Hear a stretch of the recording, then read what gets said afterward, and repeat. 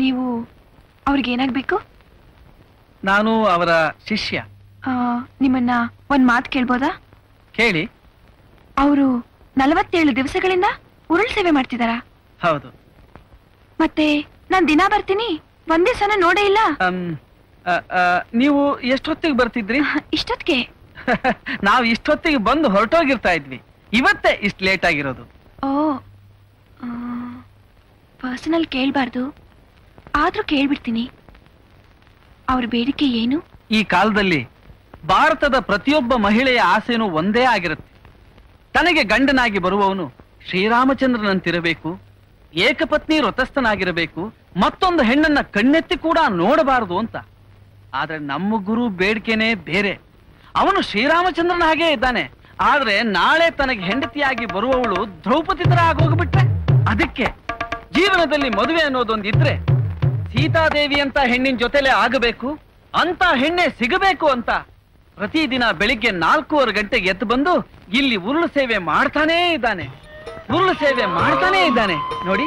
ಶ್ರೀರಾಮ್ ಶ್ರೀರಾಮ್. ಆಹಾ, ಹೆಂಡತಿ ಆಗೋಳ್ನ ಇಷ್ಟೊಂದು ಪ್ರೀತಿಸೋರು ಈ ಕಾಲದಲ್ಲೂ ಇದ್ದಾರಾ? ಶ್ರೀರಾಮಚಂದ್ರ ನಿಜಕ್ಕೂ ಇವನನ್ನ ಗಂಡನಾಗಿ ಪಡೆಯೋಳು ಪುಣ್ಯವಂತಳೆ.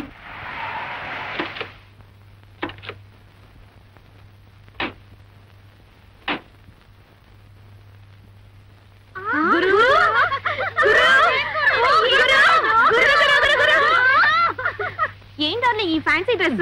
ಯಾವ ಕಾಂಪಿಟೇಷನ್ ಅಟೆಂಡ್ ಮಾಡಿ ಬಂದಿದೀಯಾ? ಪ್ಯಾಂಟು ಶರ್ಟ್ ಅಲ್ಲಿ ಮಿಂಚ ನಿನ್ನ ಈ ಪಂಚೆ ನೋಡೋಕೆ ಆಗಲ್ಲ ಡಿಯರ್. ಮೈ ಡಿಯರ್ ಬಟರ್ಫ್ಲೈಸ್, ಇದು ಫ್ಯಾನ್ಸಿ ಡ್ರೆಸ್ ಅಲ್ಲ. ರಾಮನ ಅವತಾರ, ರಘುಕುಲ ಸೋಮನ ಅವತಾರ, ರಾಮನ ಅವತಾರ. ಯಾಕೆಲ್ರು ಅಳ್ತಿದ್ದೀರಾ? ನೀವು ರಾಮನ ಅವತಾರ ಆಗ್ಬಿಟ್ರೆ ಈ ಗೋಪಿಕಾ ಸ್ತ್ರೀಯರ್ ಪಾಡೇನು? ಯೋಚನೆ ಮಾಡ್ಬೇಡಿ, ಅಲ್ಲೂ ನೀವು ನನ್ನ ಜೊತೆನೇ ಇರ್ತೀರಾ.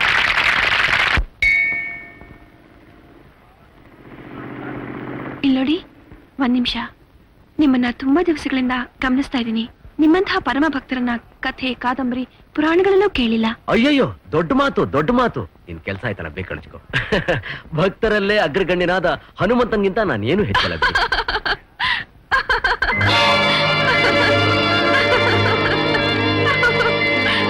ನೀವು ತುಂಬಾ ಚೆನ್ನಾಗಿ ಹಾಡ್ತೀರಾ.